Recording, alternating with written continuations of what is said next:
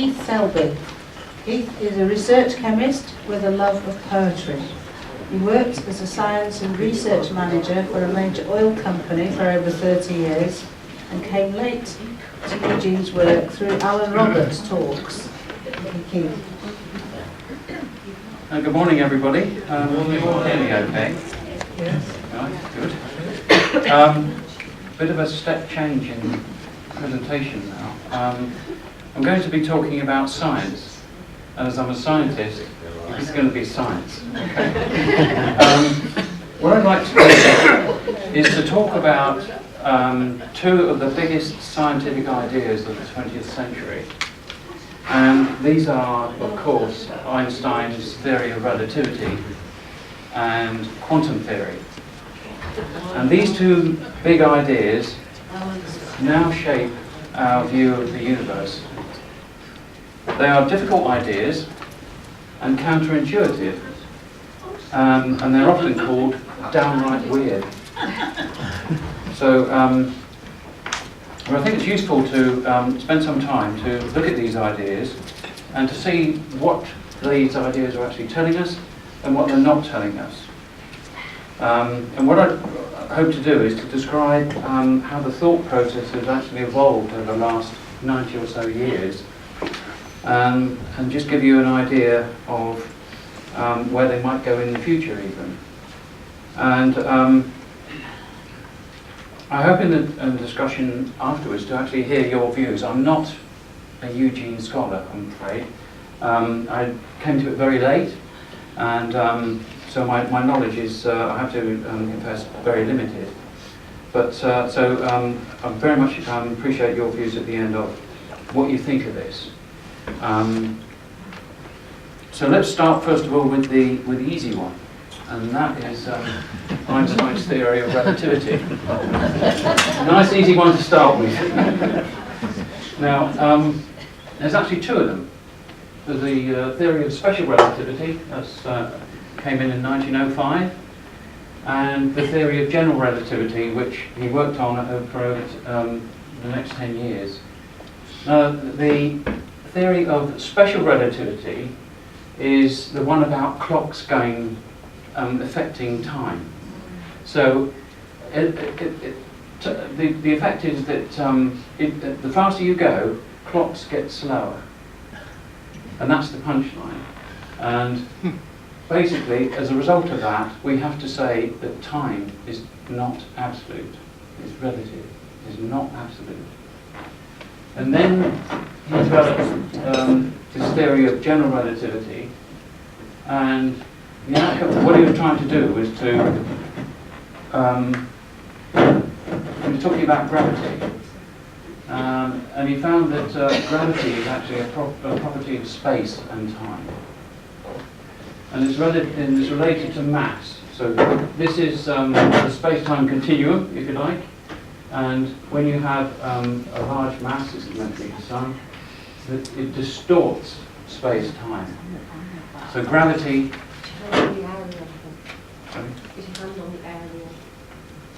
That's what's making the right. noise. Yeah.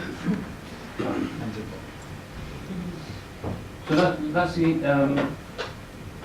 And he also predicted gravitational waves, and that was, if you remember in the papers 2 years ago, almost exactly, in fact, and it's 100 years after he'd actually developed the theory. He actually measured gravitational waves in the US, first time ever, and it's the first confirmation, other than just inference of various observations in outer space, that this was actually real. And of course, at the bottom there's the well-known equation which everybody knows. And that's it, basically, for relativity. The next one is quantum theory. And the physicist Roger Penrose, when he introduces his talks, he says there's three things that you need to know about quantum theory. The first thing is that the theory is beautiful, and mathematicians always say theories are beautiful. And it is. You look at the maths, and if you know a little bit about vector algebra, differential calculus, and matrix algebra, it's a good way to spend a Sunday morning. The second thing is that it works. It works incredibly well. And as a result of it, all of our ideas about chemistry and atomic structure, the theory of bonding between atoms, and our thoughts on the way chemical reactions occur, and then at a higher level biochemistry and biology, it all comes from quantum theory. And after the initial theories were put together in the mid-1920s, there was a huge amount of activity over the next 10, 15 years. And basically that was our ideas, full ideas of chemistry all put together in one go. So the third thing that Penrose says, it doesn't make sense. And it doesn't. And I shall try and explain to you why it doesn't. Now, if you don't understand it as I go along, then you've got it right. If you do understand it, if you do understand what I say, then I've done it wrong. I've told you wrong. So, what's the problem? Well, what happened roughly between 1900 and 1920? There was a lot of new data that came in various experiments.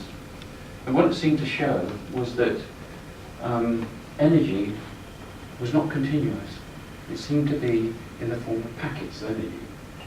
Quanta. It's not continuous. And these were experiments done by various people, including Einstein, in fact.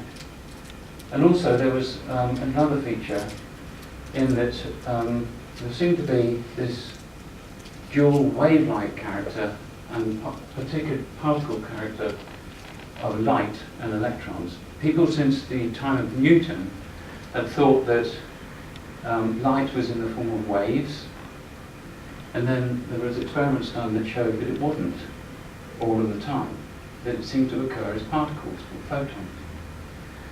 And electrons, everybody thought of as particles, we suddenly found had wave-like character. So what they did was, okay, let's make a theory of it. We're mathematicians after all. And they thought it would just be a logical extension of what they already knew. But when they got into it, they realized that something was very different. And there was a whole explosion of activity involving scientists and also philosophy, because some of it was very counterintuitive. And the characters involved were Schrödinger, Max Planck, Born, Einstein, Bohr and Heisenberg. They're the big guys involved. They all got Nobel Prizes for their work on this. And basically, to actually marry this particle-like character and this wave-like character, that was what they tried to put together in mathematics and quantum mechanics. And what you do is, people often think that quantum mechanics is actually treating the particle like a wave, a real wave, an electronic wave. But it's not.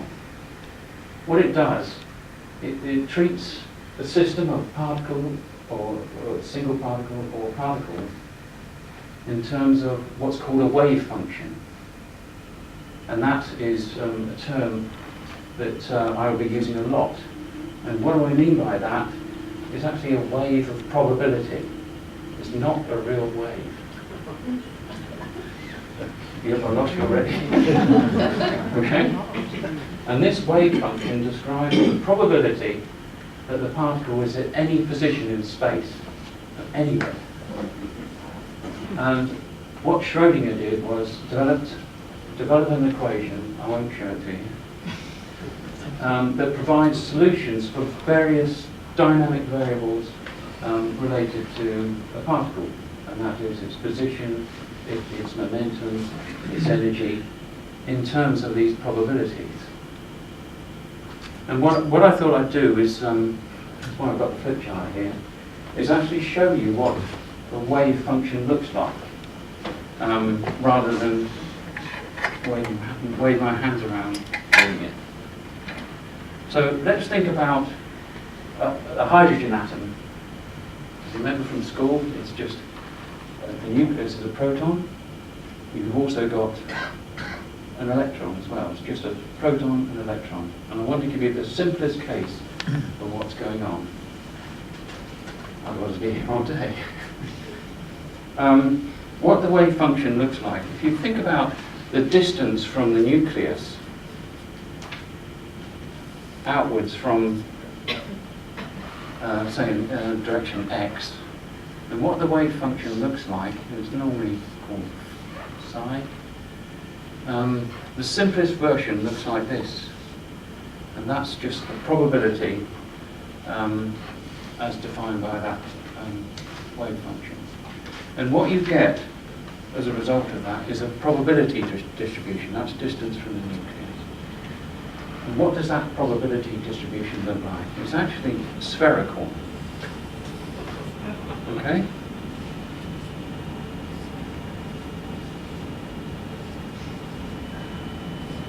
And that's the answer. But what it means is that your electron is in there. That's what it means. But the electron is actually in two states. The electron, it can actually, has this property of spin. It can, if you think of it as a ball, it can spin one way or the other. And that is actually built into, you build that into the wave function. So if that's your electron, then it can either be, it's denoted as being up, or the electron can be down. And that's built into the wave function.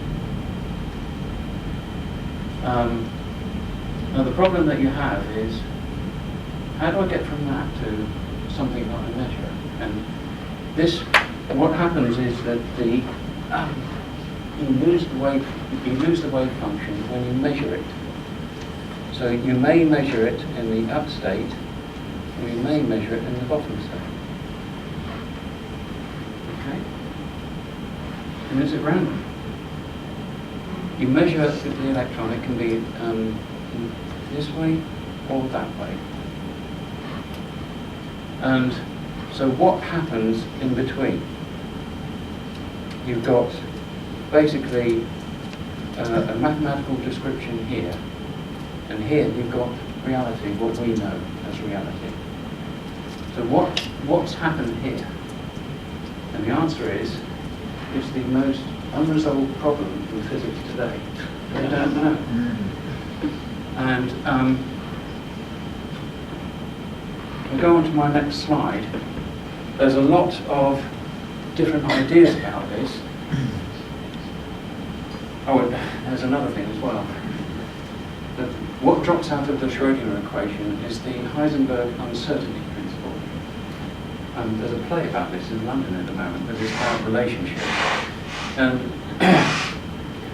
a particle cannot have at the same time a definite position and a definite velocity.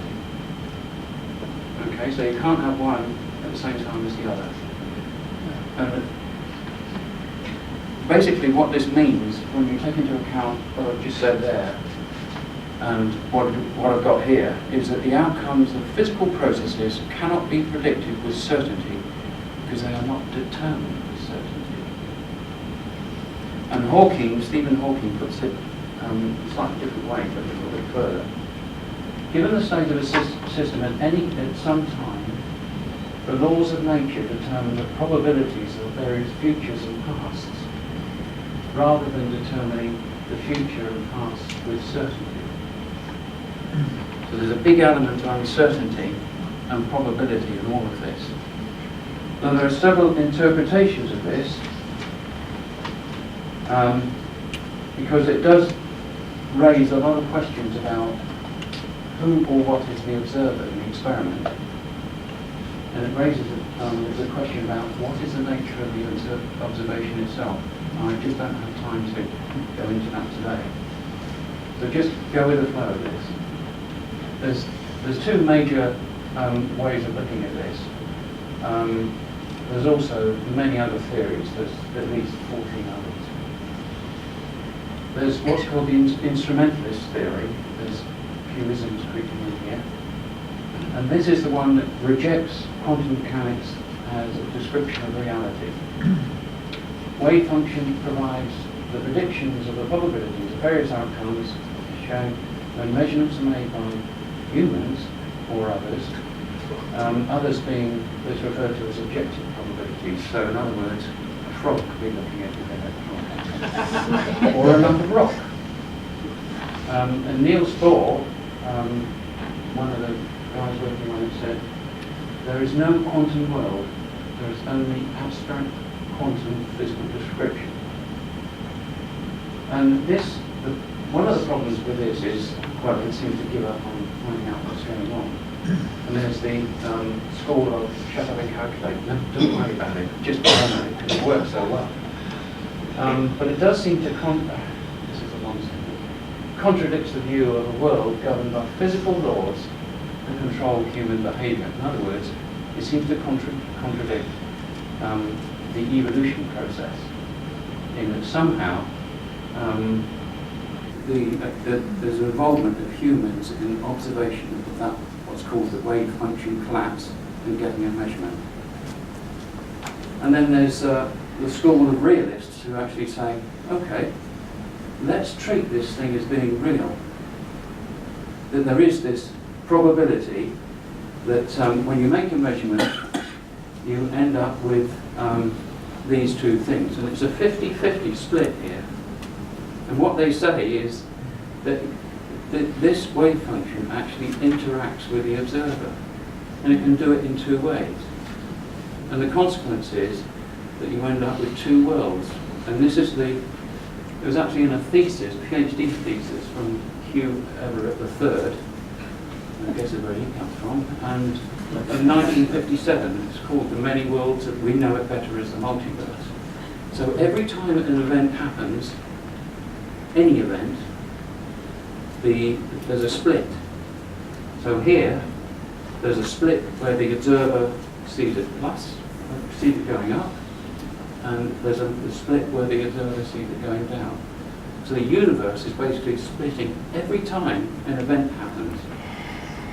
Nobody really likes that. But there was a survey done amongst physicists, I think about 10 years ago now, where they were asked which of these interpretations do you believe in?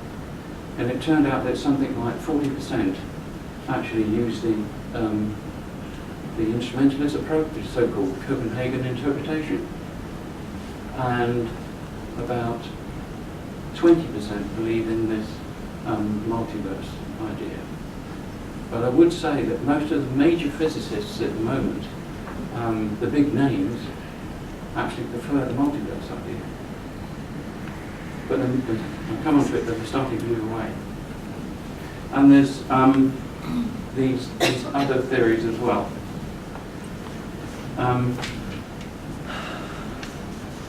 There is a different view of things. Quantum mechanics is only part of the quantum theory. After about 1930, they were trying to match quantum theory and the ideas of various different types of fields, like electromagnetism.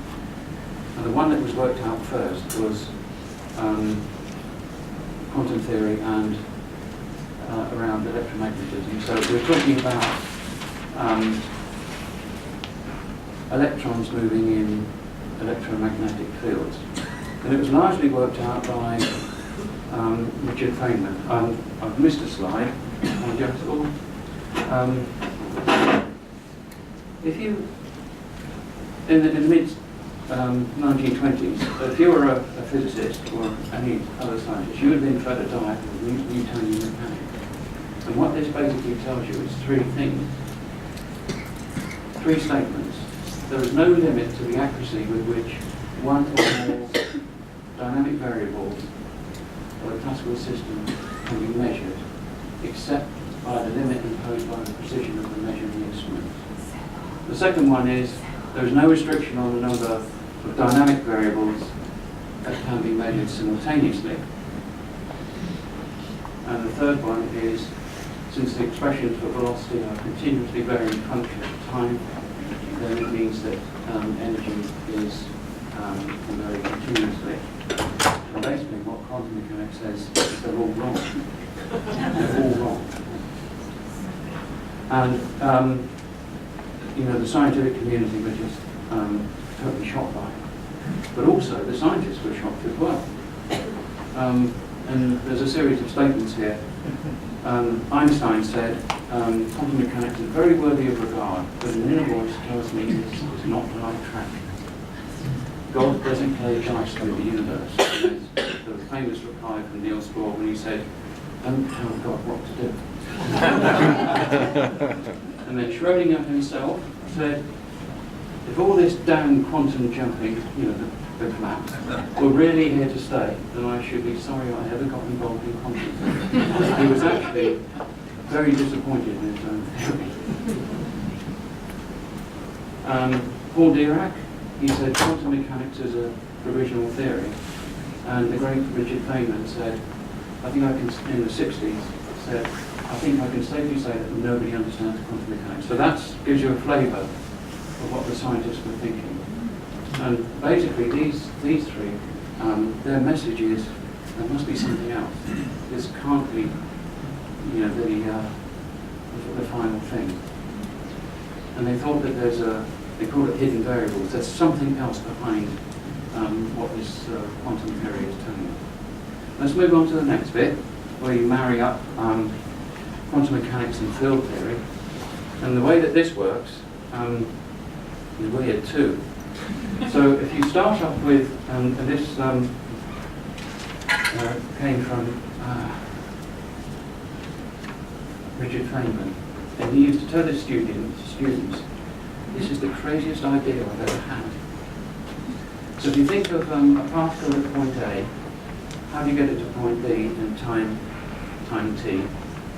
And the answer is, of course, thinking with your normal classical type hat, is if you have the right velocity and direction, you go straight up that, the quickest way to go. And when you think about, in a quantum mechanics framework, the same thing, A to B, you're looking at probabilities. And what you have to do to get from A to B is look at the probability of any way, every way, of getting there. So, twice around the car park, up to Manchester and back, it's all in there. Then you calculate the probability of each trajectory and add up those probabilities. And guess what? The answer you get is...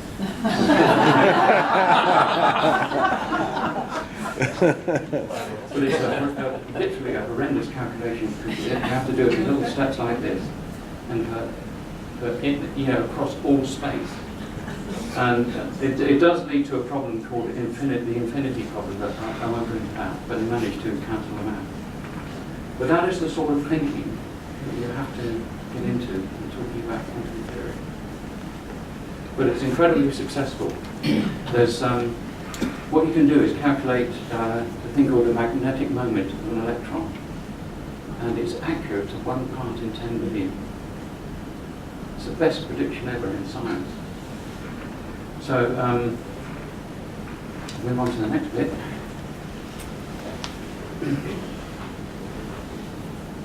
This is a cartoon I came across, which I think actually reflects the position that I've described so far.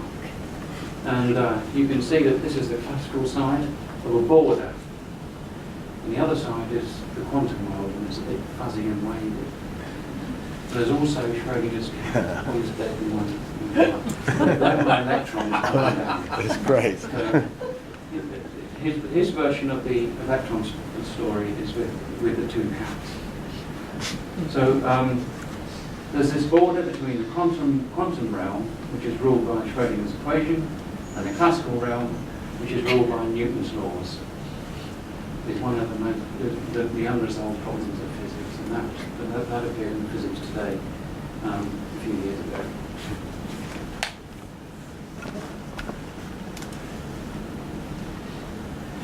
Okay, I've already mentioned this quantum field theory. It's the second quantum revolution. But what it does is, what they found was that you have to think of an electron as being a perturbation in a field. So this is your electromagnetic field, and you see it's a little bit wavy, and that's because of the Heisenberg uncertainty principle. And what that means is that because of the mathematics, there's a thing called the quantum jitters. Nothing is actually still. In fact, empty space is not empty space. You have to have energy in it as a consequence of that. But anyway, what you find is that an electron can be described as a perturbation within the electromagnetic field. So you don't think of it as a particle, you think of it as part of the field. And this, after they sorted this one out, they went into developing theories using quantum theory for the so-called weak and strong nuclear forces. Much, much harder to do. And then the conclusion was, as they started to see all these other atomic particles, and you get to this point here by the 1980s, and then this thing called the Higgs boson, which is another story, fantastic story. This thing was actually predicted in the 1960s, but they only found out that it existed in 2012 because they had to build the famous Hadron Collider in Geneva to actually find it. And they did. But the conclusion that they've reached after this was that everything is made of fields. So for electrons, these subatomic particles like quarks, gluons, neutrinos, Higgs boson, everything is made of fields. And so what you consider as a particle is actually a perturbation in a field for everything. Almost. Then I come on to quantum gravity and cosmology, and this is where the theories of quantum mechanics and so on get really difficult. And this is where, and it's important because we're trying to understand what happened in the Big Bang and things like black holes in space as well. And it's incredibly difficult so far. It's very difficult to combine the two theories, one being space-time, which is basically a classical idea, with that of this quantum idea. And also you've got this issue with the Heisenberg uncertainty principle, which, as I said, an empty space is not an empty space. There's always energy there, and it's because of this thing. And it's called vacuum energy. If you take everything out of, you produce a perfect vacuum, you've still got stuff there, and that's energy. You can't do anything about that. And also the mathematics is absolutely horrendous. I'm lost by that point. I can understand, stuff up to there, but not this stuff. So it didn't work. So then came along this idea of string theory, which you've probably all heard of. And basically it describes energy well, it started off as describing energy in a one-dimensional line, basically, with strings. But these things have 10 dimensions. That's what the theory comes out with. In fact, when it started, it had 25 dimensions. The mathematicians are saying only 25. Physicists think we want it to be 3. So there were different versions of string theory. They actually ended up with 5 of them, and they got merged into this thing called N theory when people realised they were basically talking about the same thing. They've extended it further, so it's now in 2 dimensions. They call it membranes. We've even got 3-dimensional blobs. And the overall thing is called P-branes up to 10 dimensions. If you Google it, that's the right spelling, by the way.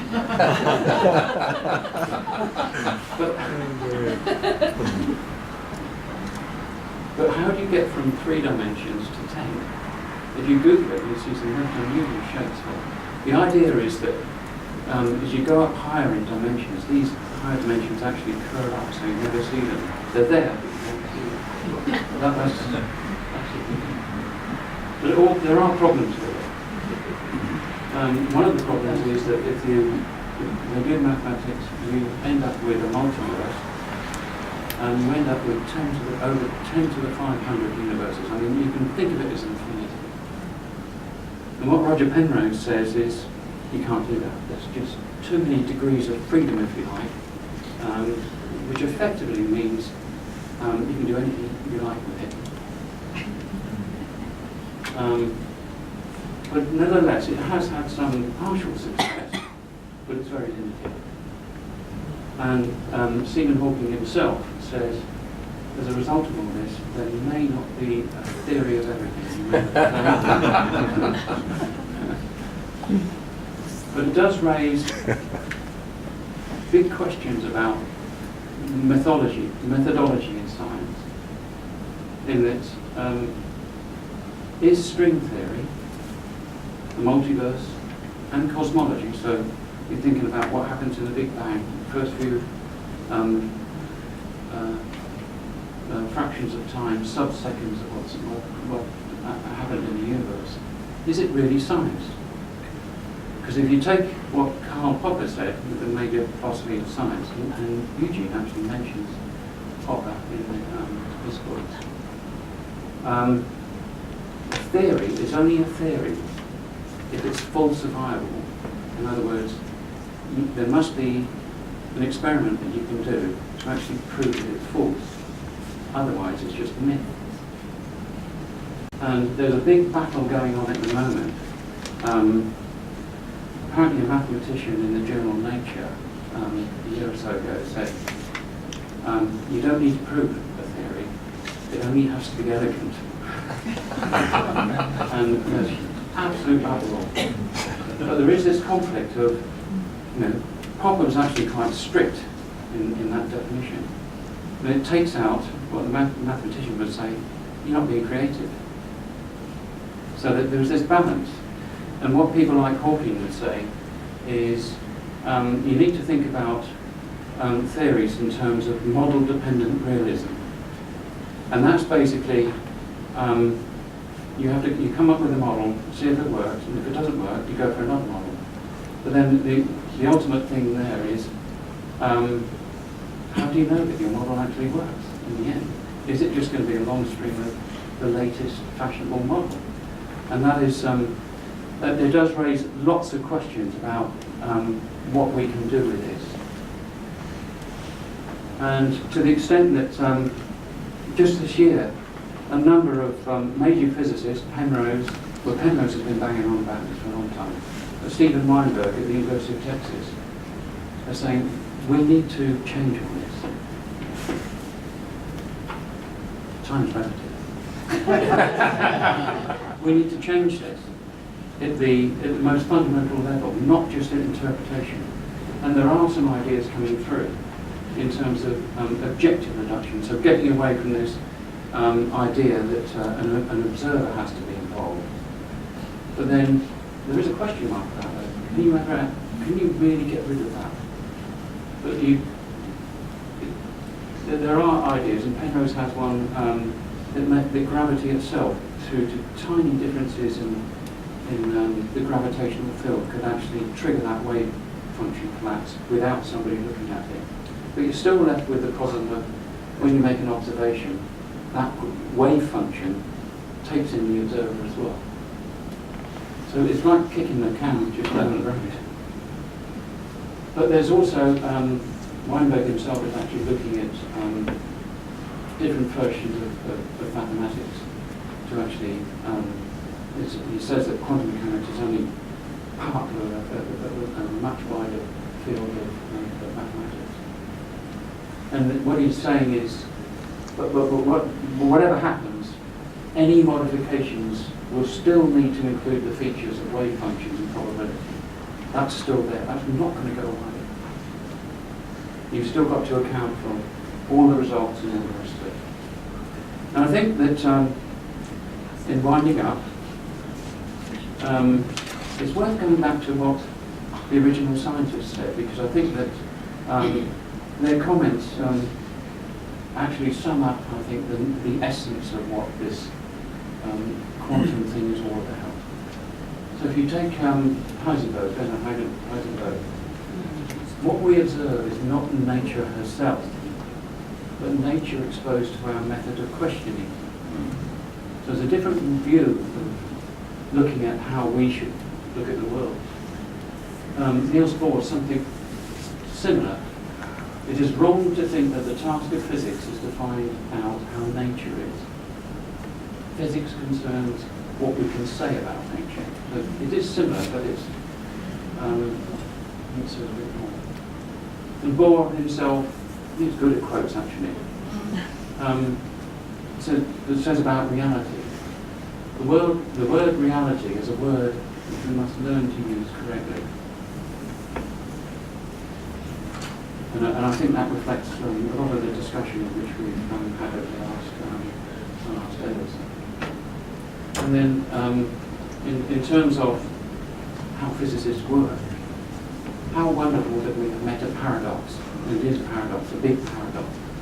Now we have some hope of making progress. Physicists love this sort of thing. And then a note of caution from John Polkinghorne, Sir John Polkinghorne. Quantum theory is wonderful when applied correctly, but it's disastrous when it's used and misapplied. And he's basically talking there about, this idea of model independent realism, actually coming up with a theory and not being able to prove it.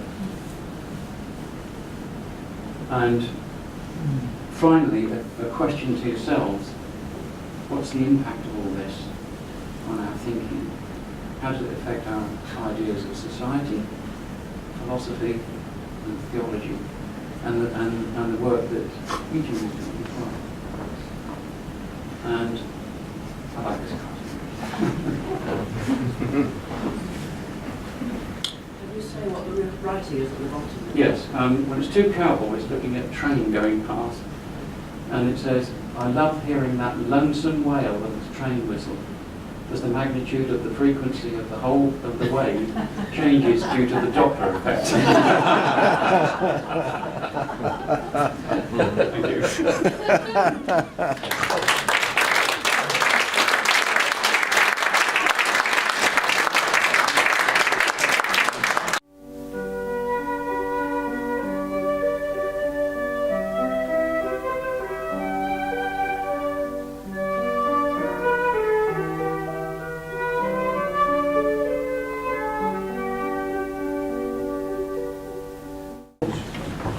Manchester, Friday the 9th of August 1940. It is almost a year since the Nazis invaded Poland, forcing the government to declare war on Germany. France has suffered a double attack from Germany and Italy, capitulating on the 22nd of June. U-boats have been attacking British merchant ships in the Atlantic. Food basics have been rationed since January, and other items such as fruit and vegetables are beginning to get short. Air raid warnings have been sounding on and off over England since June, wherever the German planes are heading. Last night, German bombs fell on the town for the first time, and a bundle of leaflets entitled "Hitler's Last Appeal to Reason" fell onto the head of a police officer in Salford. In a bare-floored room, 3 officials sit behind a table, working their way through the day's list of men who have provisionally registered as conscientious objectors. There is a hum of movement as seats are adjusted. Friends and supporters take their place. A tall, thin, dark-haired man comes forward to sit facing the tribunal panel. Judge Franklin, Mr. Behrens, and Alderman Aveling. Now, Mr. Halliday, begins Mr. Franklin, your statement is rather a long one, but I and my colleagues have read it through most carefully. Do you wish to read it out to the court? If you have read it most carefully, then it is unnecessary for me to read it. Mr. Halliday has attended these tribunals before, assisting friends who, however sincere in their motives, have not always been able to articulate their own claim of conscientious objection. On this occasion, he is here on his own account and clearly needs no support, not even physical, despite a semi-paralysed left arm and hand.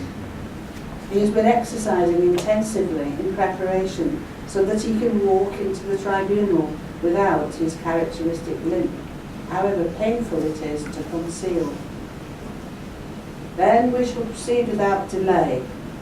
Before we do so, interjects Mr. Halliday, may I say that I realise perfectly that it is possible for you to condemn me merely on the definition of a word. Oh, come, not condemn. We are not here to condemn, replies Mr. Franklin. This is not a criminal court. A conscience clause was incorporated in the National Service Act when it controversially reintroduced full-time conscription last September. Conscientious objection is now a legal right. Mr. Franklin is not acting as a judge. The panel's job is to assess the sincerity or otherwise of the applicant's refusal to fight. We gather from your statement, he continues, that you are opposed to any organised church, yet you appear to believe in some manner in God. I do. Where then do you worship? Here, Mr. Halliday points to the floor. Here? You do not worship in any particular place, queries Mr. Aveling.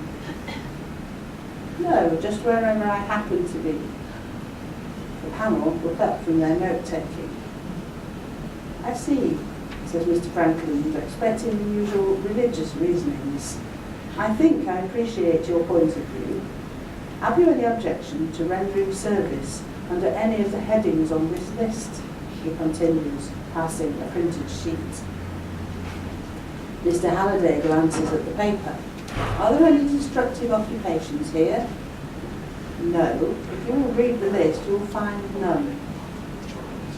Then I have no objection to any of them. Mr. Aveling, feeling that the matter is relatively simple and will soon be resolved, moves to wind up the proceedings. Are we to understand then that you are willing to engage in any non-destructive activities you may be called upon to do? I am willing to give all possible service in such capacity if I am left free. It is the spirit of compulsion to which I object. Is it the military authority you do not like? Inquires Mr. Franklin. Perhaps Mr. Halliday is a pacifist. No, replies Mr. Halliday. I would willingly submit myself to such authority of my own free will, but I will not be compelled. Mr. Aveling, who has heard arguments against compulsion before and does not wish the hearing to be prolonged, urges Mr. Halliday to agree. So we may say that your conscience will allow you to engage in non-combatant duties. Please do not use the word conscience. I think I made myself quite clear about that faculty in my statement, replied Mr. Halliday. We are sorry, said Mr. Franklin briskly. We shall not use it again, although acutely aware that the Act did not define the term conscience and thus left it open for interpretation. As chair, He needs to limit each case to no more than 10 to 20 minutes, or they will not get through the day's list. We cannot afford a protracted discussion. Would you explain to us in a few words what you mean by the word God? Asked Mr. Behrens, in an attempt to guide the applicant onto more familiar ground. Yes, replied Mr. Halliday. In a word, I am a non-dualist. Of what? Queried Mr. Franklin, a hint of irritation in his voice. Non-dualism is a term with which you are probably not familiar. You see, some people believe in a dualism of matter and spirit interacting one upon the other. But I know that matter is spirit, and spirit matter. It follows, therefore, that anything I do is something done to myself. Mr. Aveling asked for clarification. If you kill somebody, you kill yourself? Yes. Then if you do good to somebody, you do good to yourself. Naturally. Then you really have no objection to rendering service in some non-combatant capacity, Mr. Franklin inquires. Mr. Halliday's answer suggests he could be persuaded to accept work he could see as doing good. I've already made myself clear upon this point, says Mr. Halliday, referring to his written statement. It is compulsion to which I object. I realise it is rather a subtle point. Too subtle for me, mutters Mr. Aveling. Well, we know you will do your bit. You will, won't you? Mr. Franklin, Mr. Aveling and Mr. Behrens chorus, appealing to Mr. Halliday's better nature, hoping that the I's will soon be dotted and the T's crossed. Mr. Halliday counters, I must withhold my answer until I know your verdict. Yes, of course, legally you are entitled to do so, but you will help, won't you? Asks Mr. Franklin. And I say now that if compulsion is attempted, I shall do nothing. I have 2 brothers in the army of their own free will.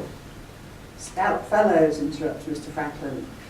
Yes, stout fellows, agrees Mr. Halliday, thinking of his brother John, who at this moment is lying wounded in hospital.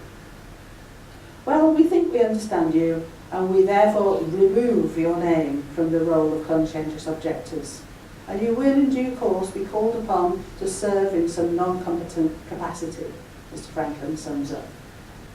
I am sorry to hear this, replies Mr. Halliday. You now leave me with no alternative but to refuse absolutely to give any service whatsoever. What is to happen to Mr. Halliday? Soon he will receive a notice to attend a Ministry of Labour medical examination and, if found fit, be called up to the newly reformed non-combatant. Will he ignore the notice or refuse to attend, as many other COs were doing? If so, he might be fined or arrested. What does Mr. Halliday do? In my mind's eye, I see him resume his characteristic uneven loping gait. As leaving the town hall, he walks around Albert Square to the Cardona Cafe, haunt of Manchester's artists and bohemians. There, over tea and toast, he and his supporters gather to mull over the day's events.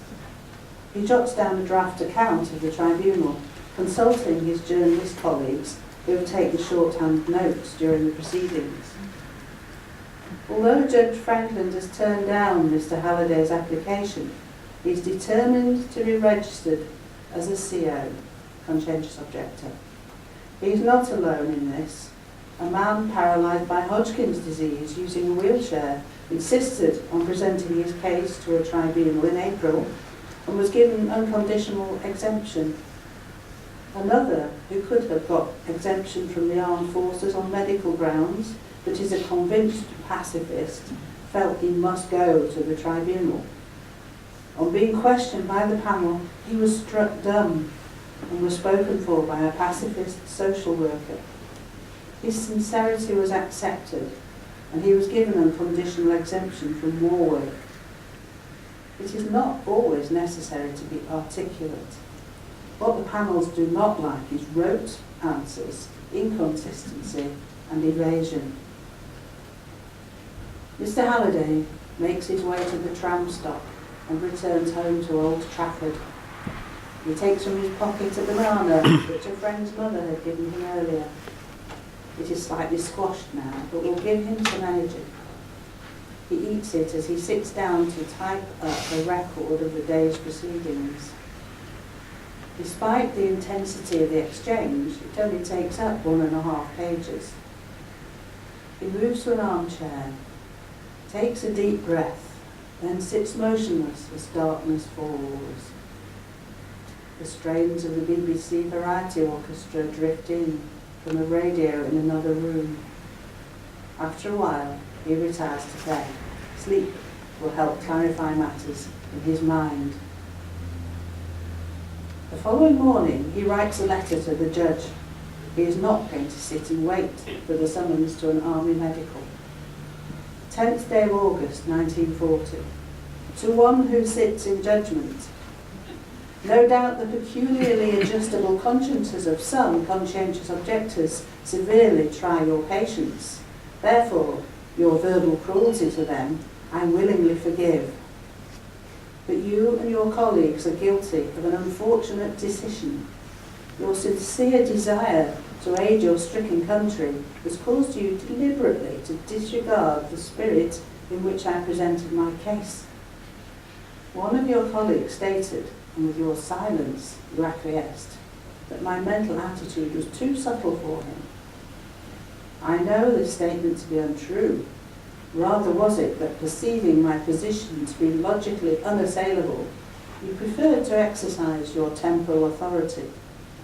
And this in spite of the fact that you knew I would, if given freedom unconditionally, have done everything in my power to alleviate the suffering of all the unfortunate victims of this dreadful war. Now, however, you have left me with no alternative but to refuse all cooperation with His Majesty's government.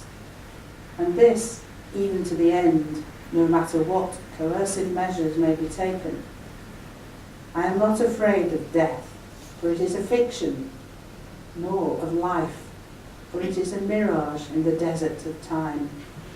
But with yourself and your colleagues rests the responsibility for my inaction during this war. In the tone of his letter, it sounds as if Eugene intends to provoke the powers that be to send him to prison. But does he send it? Could he be using the letter rather to express his feelings, to formulate his principles? It is fairly certain that he is not sent to prison. From the 23rd of September, we find him signing up for advanced evening classes at the Manchester School of Art, where he had originally gone to train aged 16 in 1928. It is clear also that he appeals, gaining registration as a conscientious objector, for, together with his tribunal script and copy letter, he keeps his certificate of release, dated the 6th of June 1946. This is a difficult and formative period for Eugene, in which he tests and shares his principles for the benefit of his fellow human beings, as it is a trial for all who pass through this terrible crucible of war. It is not without personal cost. The CO registration is conditional on civilian war work. His marriage of 7 years breaks down in the spring of 1942, and he seems to be of no fixed abode for some time. He meets many new people, some through the art school, and is an active member of the Manchester art scene. He exhibits with the Manchester Academy of Fine Arts and in other galleries, and his work is reviewed in the newspapers. As the war comes to an end, Eugene looks for a house to buy, settling on a large 3-storey Victorian semi, 9 Wellington Road, in Whalley Range, Manchester, where he installs a number of his friends and promptly disappears. This reimagining of Eugene Halliday's Conscientious Objector Tribunal is based on a document in his archive which I believe to be his own account of the proceedings. All the dialogue above is exactly as it appears in his document, which is set out as if it were a play script. The contextual and narrative details surrounding and following the dialogue is my own. This is based on my memory of him as a person, on letters and diaries, on what I've heard about the event from others, on newspaper reports of tribunals and art exhibition reviews, and on what I have recently learned about conscientious objection during the Second World War. The tribunal was clearly a significant event for Eugene. He kept the documents and was still talking about the case to his friends at least into the 1950s. When I first came across his account a few years ago while selecting material for the Halliday Review, I recognised what it must be. I had already heard about his tribunal years before from my mother, Joan Crane. However, I was not sure what to make of the document. Was it an official transcript of the proceedings? Was it Eugene's own account? His play script format suggested the latter, for he was a playwright as well as an artist. The document had a date at the top, which suggested it referred to a real event. I felt I needed confirmation that it had indeed taken place. Joan Crane and Don Lord both met Eugene in the early 1940s, not long after his tribunal. They both remembered him talking about it. Joan had told me about Eugene being in the tribunal, hiding his limp, and not telling them that he was already a fire watcher. Don told the story of Eugene carrying out dramatic first aid when fire watching, replacing a man's eyeball which had been blown out by a bomb blast. I now felt I had sufficient confirmation that Eugene's tribunal was a real event, but it did not tell me anything more about the nature of his document. There was a date on it which struck me as significant, because he did not always date his writings, even his letters. A long time passed before I took my investigation any further. Late last year, 2016, I looked more closely at Eugene's CO documents themselves and began to analyse and write about them, but I was struggling. Fortunately, a book, an archivist and a newspaper came to my rescue. Conscientious Objectors of the Second World War, Refusing to Fight by Anne Kramer gave me the historical context I was lacking, and she referred me to Bill Hetherington, archivist of the Peace Pledge Union. He sent me to the Guardian newspaper, which had reported regularly on the tribunal hearings, giving more detail than other newspapers. There I found Eugene's name in the small print at the end of the report. Eugene Percy Halliday, artist, designer of Old Trafford, who was destined for non-combatant service. I finally had documentary proof that Eugene's tribunal had taken place, and Mr. Hetherington thought that Eugene's account was probably taken from contemporary notes, reflecting reasonably accurately the content of the proceedings, but with a couple of variations. I had thought that a number of arguments in Eugene's tribunal were peculiar to him, but from my reading I realised that they were not. Giving a statement to the tribunal in advance, and the argument against compulsion, every applicant had to make a written statement. Eugene's was perhaps longer than most. Many COs refused to be compelled. There remained his statement that he was a non-dualist, and perhaps the strangest feature of his tribunal, his refusal to use the word conscience. The more I thought about this, the odder it seemed. He was seeking registration as a conscientious objector, yet he asked the tribunal panel not to use the word conscience. This suggested another clue as to what he had said in his personal statement. He may have stated his own definition of the term. As we've already seen, the government's failure to define conscience in the National Service Act had led to inconsistencies in tribunal decisions around the country.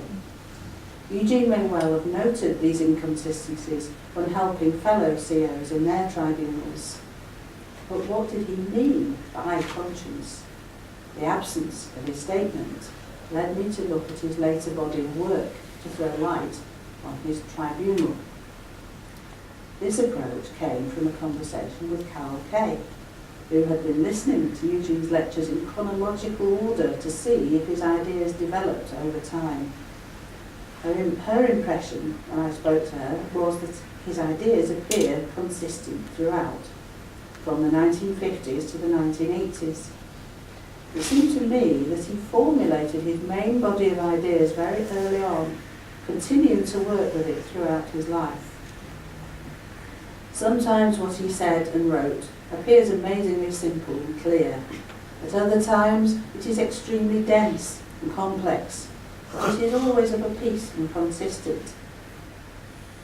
Having searched through Eugene's writings and lectures, in October 2016, I took my findings to a meeting of the Eugene Halliday Association and invited the members to help me investigate what he might have meant by refusing to use the word conscience. Some volunteers got up and acted out the tribunal scene, even raising a laugh or two. Most of the members had known Eugene and appreciated his arguments. Then I read out his letter. It seemed to us that he was deliberately provoking the authorities to send him to prison.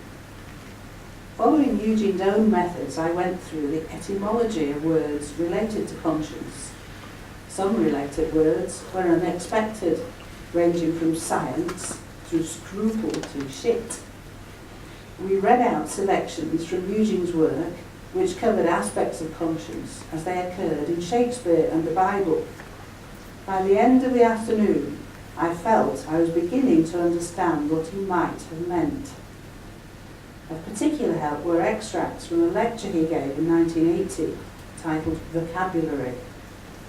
During this lecture, someone in the audience had asked, "What is the difference between conscience and consciousness?" He replied, "Con means with, the psi in science and conscience means to cut, the same root as in scissors, the ence at the end means be, the essence of a thing.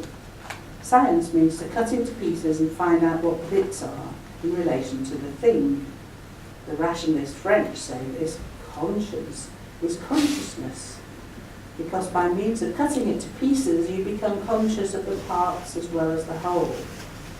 Using the French pronunciation of conscience, emphasizing the elongated N, he explained that in English the word has an emotive association grafted onto it, which is something that makes you feel awful.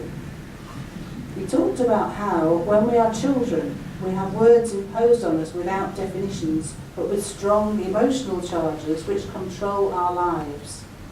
He contrasted will and conscience. The will would do this, and the conscience says, "Yes, but somebody is looking." Elsewhere, he said that the word means with science, with knowledge. In vocabulary, he said, "Your totality of knowledge is your conscience, and that is why conscience is not a valid ground to justify or condemn any activity. Because you're con-science, your knowledge changes. As you develop and grow up and learn, your knowledge extends, and consequently your conscience extends. So your conscience is really very flexible and will not do for an absolute statement of a truth." He asked, what are we going to do about the fact that there are primary sounds we have learned as babies without adequate definition, but with emotional charges that actually control our lives? Perhaps we might think, how very interesting, and then forget all about it. He said this depends on temperament. But, he explained, if the person who hears that fact wishes to develop full, total efficiency of life function in himself or herself, then the obvious thing to do is get to know more and more about these primordial roots of words and how their emotive associations were accreted to these words. Because once you understand how they got there, then you can begin to release yourself from them. Here we have it, Eugene's definition of conscience, together with an explanation of why he stresses the importance of learning the meaning of words. and an outline of a technique for achieving one's purpose in life. It throws light on both his statement in the tribunal and also on his letter. His stance in the tribunal was based on free will, not conscience, hence his refusal to carry out work under compulsion. The view of Eugene's tribunal, which I was beginning to reach at the end of the EHA meeting, was subsequently confirmed and expanded thanks to considerable help with a contextual background from Bill Hetherington and Anne Kramer. Contemporary reports in newspapers also contributed to my understanding and threw light on the opening statement of Eugene's letter. No doubt the peculiarly adjustable consciences of some conscientious objectors severely try your patience. Therefore your verbal cruelty to them I willingly forgive. In the same tribunal session as Eugene's, Judge Franklin had become angry, throwing an applicant and his supporter out of the room. The applicant was a Jehovah's Witness who was applying for CO registration while working at Leyland's, which was involved in war production. As Mr. Franklin said, he was not a pacifist and was willing to draw a handsome wage making goods of a warlike nature while not being prepared to defend his country. This was an inconsistency. A few months earlier, which Eugene would have been aware of, the judge who should have been chair for Eugene's tribunal had been stabbed by a CO whose case he had thrown out. His assailant had been sent to prison for his inconsistent response. There was also an inconsistency in the law itself regarding the registration of COs, which was amended the following year, and which you can read about in a longer version of this story in the new Halliday Review. It has long been my feeling that the circumstances of the war gave Eugene the opportunity to test and hone his already considerable skills and knowledge. His tribunal seems to have been an important part in this process for him. As we've seen, he talked about it to his friends through the 1940s and into the 1950s. And his story was passed down by them through word of mouth and has now been confirmed thanks to the documents which he kept among his papers.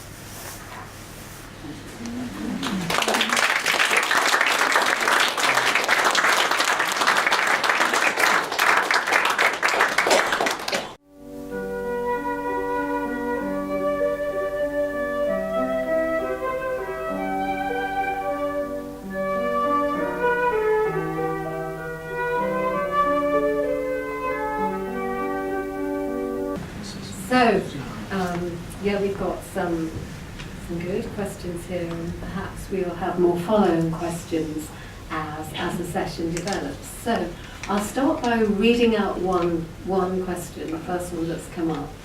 And the questioner asks, does objectivity exist? Is there an objective truth? So this clearly is leading on from Carol's interesting session. So let's begin.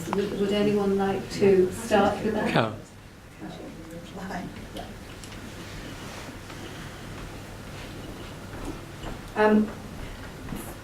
I would say yes, objectivity exists, but it's not objectivity. I mean, that's just the nearest word that we've got to use for what it is that we're talking about. So, for instance, I think it's an objective fact, forth in action, that that God or sentient power exists, and so to me that's an objective fact, even though the sentient power is not an object. We just don't have a word so that I use objective in that way. Do you sort of know what I mean? No. No. Objectively not. Yes. No. Well, I don't have another word for it. I just think that. Do we not think it's a bit like Sister, which is a salvation for time? A truth may exist to push out from the background for a short period of time, seemingly apparent, and then it may be blown away or whatever, and the winds of change come, and it's gone, and a new truth supplants it. Yes, but that in itself is a truth. There's a truth that process is happening. So there you go. Temporality. The objective truth is that process is going on. But it doesn't go on eternally, not eternal truth. But we don't know what eternity means. And Eugene himself is extremely confused about eternity, because one minute he calls it infinity. And I did have a longer version of my talk, which I didn't, obviously it occurred to me I wouldn't have time to do that. So I think Heps is going to put that one into the Symposium document, the proceedings of the Symposium. And I sort of argue a bit in there about what I mean by that. I think that is just one area where the supreme coherence is a little bit incoherent, but that would be the only one. So, But what would Keith say about objects? yeah. I thought that was coming. I think I touched on it when I was talking about scientific methodology. And there is the view of Karl Popper, who says you have to have a theory, then you go away and do your experiments, but it may not be right, and you must always be prepared that it might be wrong. He uses an analogy of scientific ideas being like building something on a swamp, and you get an idea and you get variants of it, so your shack on the swamp gets bigger and bigger, then all of a sudden something else comes along and that shack falls into the swamp. So I was listening on radio the other day to there was a program where somebody was talking about this, and this scientist said, basically we can't be sure that we know anything. You know, you can only, what Popper was saying was, basically you can only prove that things aren't right. You can never actually 100% prove that something is right. Now, that is from a scientific viewpoint, and of course, you know, Stephen Hawking and that lot are all saying now, well, you know, it's just all about elegant maths. Well, that's one thing. But then you know, hearing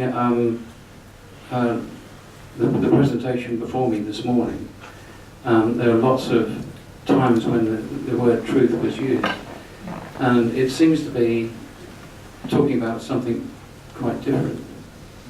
And I think there's a difference between science and a lot of the stuff that we've been talking about for the rest of the session. And call it whatever you like, theology or philosophy or whatever, but you know, those ideas of truth and reality are actually something different. We're talking about something different. So when I hear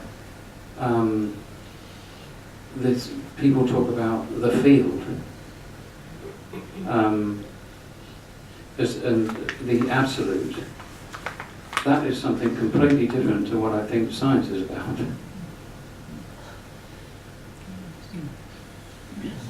You know, I'm not sure I can get that much further.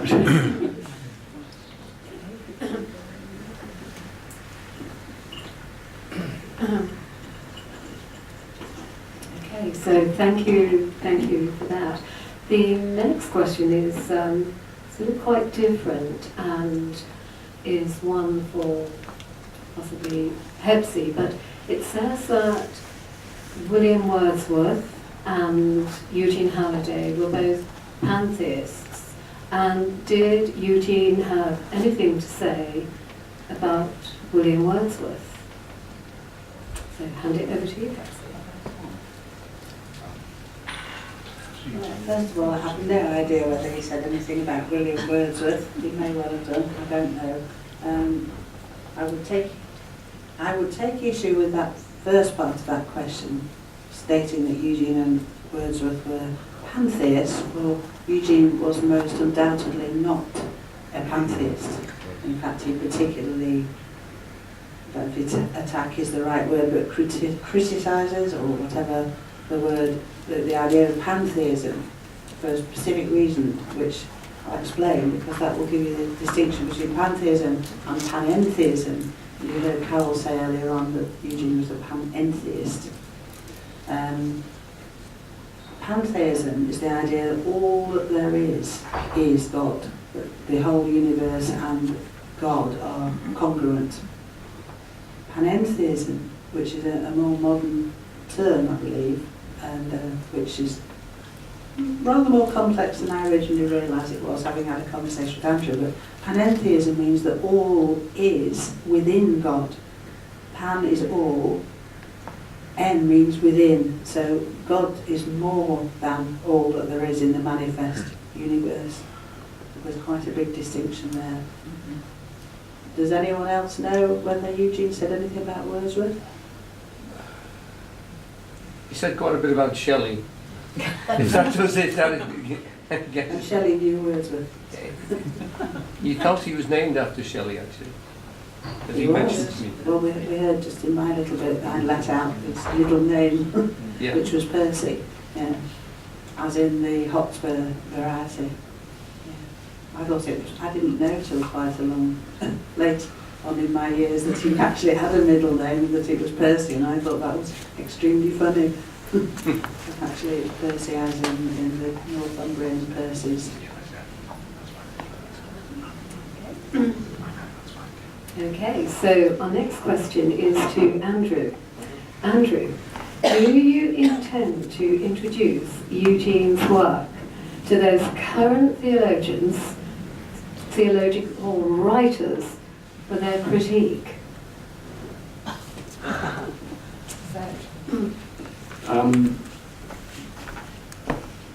Yes, the answer to that is very simply. Whether in fact, of course, I could get them to read him is a different matter.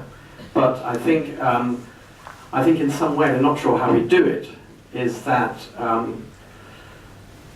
and maybe this is, we have to do with, involves all the printing that must be done. So at the moment, as far as I understand, the books are out on the net, but I'm not sure whether Boutman, Rowan Williams, and so on trawl the net or YouTube.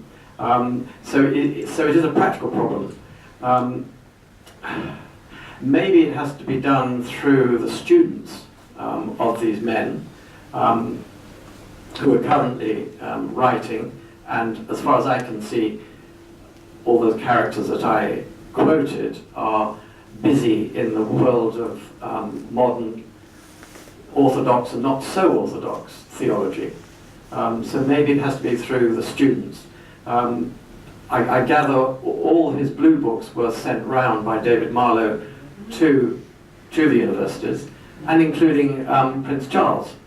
Some universities returned them, Prince Charles didn't. I'd just leave that to you. But he uses it at the doorstop, whether he's got them in the kitchen in Highgrove, but we did get a pleasant reply from him. So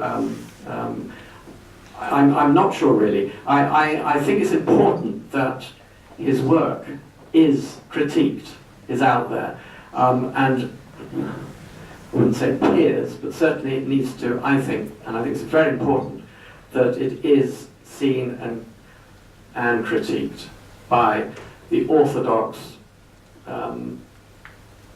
thinkers today. Because I think there's a danger that somehow, and I think this is quite understandable and is true, that we think very highly of what he said, his beliefs and ideas, but those are only going to be authenticated and validated in a way by the current thinking, which of course will change over the years.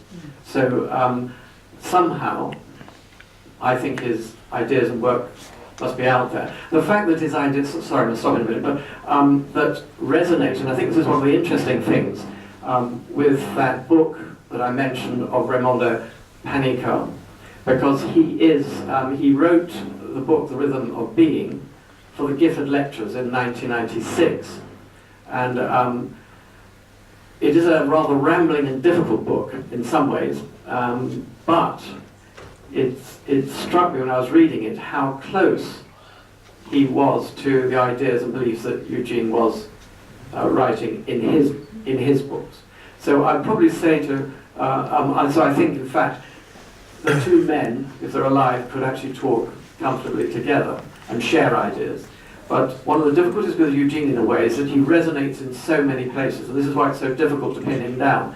And it may be why he wrote in the style that he did, which was, as I mentioned, apodidactic, it was like didactic, and it was, you felt the author was already convinced, so why aren't you? Perhaps that's all I should say at the moment. I don't know how to do it, but it needs to be out there. Andrew, wasn't there something else that Eugene said about, he said it's on the back of a bottle of alcohol. It's 100% proof, it's spirit. I mean, in one sense, we'll back that and say that's a clever witticism. That would perhaps be unfair, because we can laugh at it. And that's okay. I think it's a little bit more than that. What does that, I mean, one could then critique that. What do you mean by proof? What do you mean by spirit? So you go back to, which was his great contribution, I think, was to go back to the words, go back to the source of words, get a dictionary. He went back to Sanskrit, he understood languages, he read them, he had an excellent linguist and autodidact in Donald Lord, who helped him, I'm sure, was a student of his. So I think we need to go back to language. What do you mean? It sounds cussed, this, but I think what Carol was saying, the problem of truth and untruth, fake news and not news, and the current state of language, which has been devalued to the level of 144 characters on Twitter, for most people, is that there's a disjunction between those that think words are important and those that, as I say, are stuck in the Twitter. We've got to somehow negotiate through this. Do we? Thank you. I don't agree with you. Okay, so I'm going to... I don't agree with you at all. I'm going to... I don't agree with you, Andrew. It's rather, I do agree with you, but I don't agree with you, only in the sense that I think it was Alan, speaking with Alan Roberts some time ago, about when, I don't know, about Eugene's sight drawings, that they were, I think somebody broke into Parklands and they were taken away. And if I'm right, Alan, Alan asked him, you know... It's on the tape, actually. It's taped. So it's on the tape, yeah. The question is... Yeah, and the gist of it was that he was asked whether he was upset about this, and he said, why? He said, there's plenty more where that came from. Yeah. And what that means, as I understand it, is that it came, if you like, from that 100% spirit. That's where it came from. There was no need for an explanation. He just allowed it to appear, and therefore words were inadequate to explain that. It's something beyond words and definitions, and in that sense, I don't agree with you. Thank you for your observations, Shabat. Let's pause for a moment and perhaps open our discussion and ask for questions from the rest of the audience. Is there anybody that would like to ask a question to any of the speakers? Bernard. Thank you. Well, a question from an ignoramus. Somebody mentioned about the laws of nature, and I'm not sure what the laws are. And do we have to change them, alter them, modify them? Why? Thank you. Thank you. Would anybody like to comment further from the audience, and then perhaps we'll ask the speakers? Yeah? From at the front? Robert? No, I thought somebody else. Is that in relation to what's just been said? Yeah. Or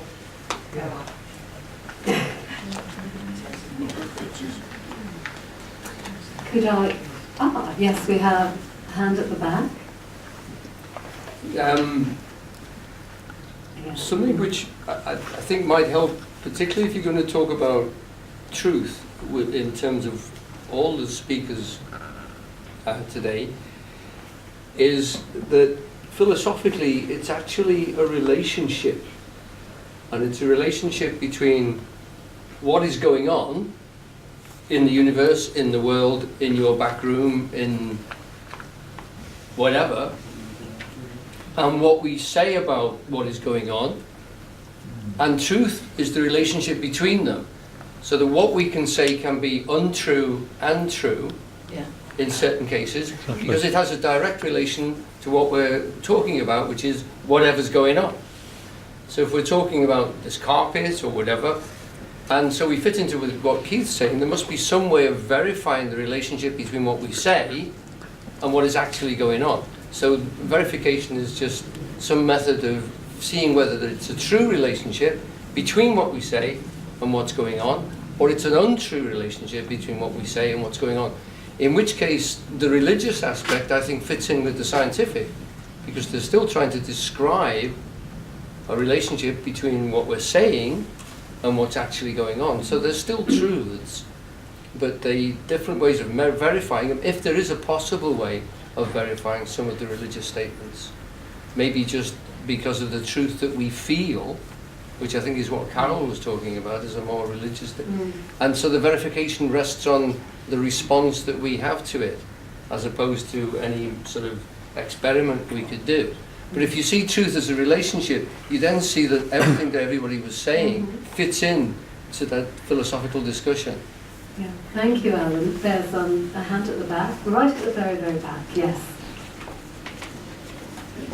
Yes, to truth, I'd like to say that in the book Conquest of Anxiety, it is said that any idea entered in the mind that puts in question the existence of absolute truth, beauty, and God, introduces the most unfortunate condition into the human mind. So also, if it's true that quantum theory accepts the statement that the observer has an effect on the outcome of the experiment, then who is there to actually verify anything? If they verify something, who is to say who actually determines the outcome of the verification? And to the writing of Eugene Halliday, you can either accept it as written by God, and that's your decision, and if you don't accept it, then you're left with your own limited mind.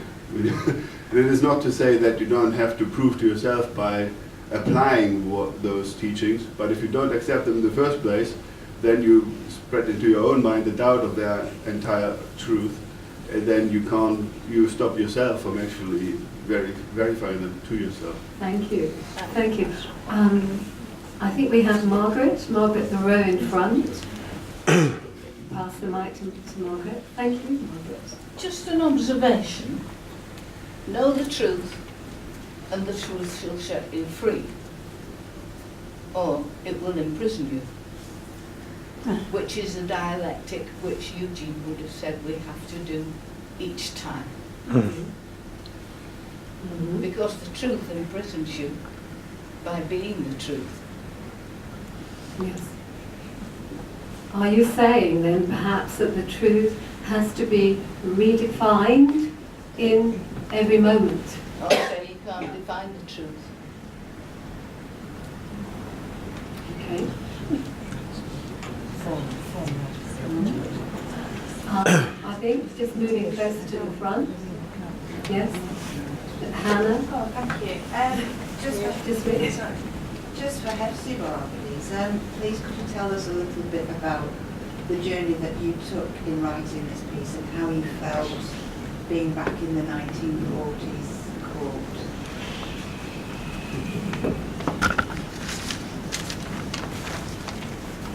It's very interesting. It's quite a long journey in a sense, and I seem to have been spending quite a considerable length of time having a kind of double vision, because the more I've looked into this, the more I felt as if I was in the 1940s as well as in now. And practically all my life I felt as if I was in World War II. And of course I wasn't. I was born too late, but I was born at the end of the 1940s. So that I suppose the atmosphere of the war was still around. Everybody was talking about it. I might have been very small, but I was hearing things and taking them in. And it's also a factor of age. As I've got older, I've got more and more nostalgic, but for a period before I was born, I got very, very interested in old photographs and what people were doing and what they were like. And so through that, I've got sort of deeper and deeper into that through this process of learning. I did this whole thing, which is quite a big chapter, if you like. Those of you who don't know, I'm on a writing course on writing biography. I'm working on a biography of Eugene. Somebody asked whether Andrew was going to approach the academics and theologians.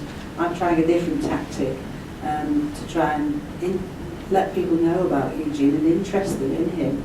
In himself, he was a very charismatic person, and people were attracted to him because of his personality as well as the way he helped many people.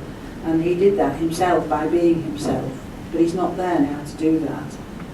So it gradually, over a number of years, dawned on me that perhaps if I could paint a picture or write a story of him as a person, to get people interested in this person, that they might then want to go and read his books, listen to his lectures and find out what he was actually saying.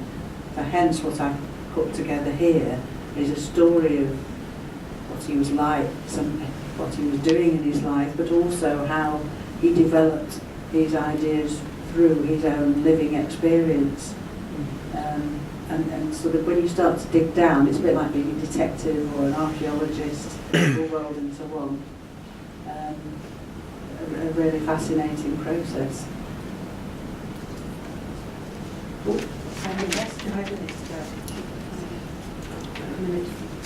Okay, yes, another hat, Derek. Derek, I don't know whether what I'm going to try and formulate is a question, but I'll throw it out as it's coming up. It's really it relates to a lot of the things we've touched on today, and for me it's quite fundamental in that the way I've come to see through the various teachers I've been exposed to with Eugene's work is that what he persistently alludes to is a fundamental, self-integrated, universal body of knowledge which is absolutely true, and we intuitively know it when we hear it, and that it's articulated in different systems at different times in different ways and referred to in those different systems in different ways. Most recently I heard it referred to as the perennial philosophy, which was an academic formulation. But I'm told that one of the most elegant positing of that body of knowledge can be found in the Vedas. And within that, and in fact I believe it's the Rig Veda, which I had described to me only on Friday, there is the most elegant description of the elements that were being discussed earlier today of quantum mechanics and the collapse of the waveform. So effectively what this person was saying was that the most elegant description we currently have of the collapse of the waveform is in the first verse of a 3,000-year-old Veda. So I suppose really what I'm just trying to say is that is it therefore not the case that the truth that Eugene is alluding to is this self-integrating body of knowledge that we intuitively know to be true, which he sometimes referred to as the Logos in the Christian positing of that, or let's say the Christian iteration of that. Does that make any sense to anybody? Yeah, thank you. Thank you very much. Yes, you summed it beautifully. How we doing for time, Hepsi? Oh, it's 10 past. Okay, so could we, I'm going to finish with one request. So, there is a request here to Keith. Would you consider speaking at our ladies' breakfast at Bowden sometime in 2019, please? That's what it says. Are you going to commit at this?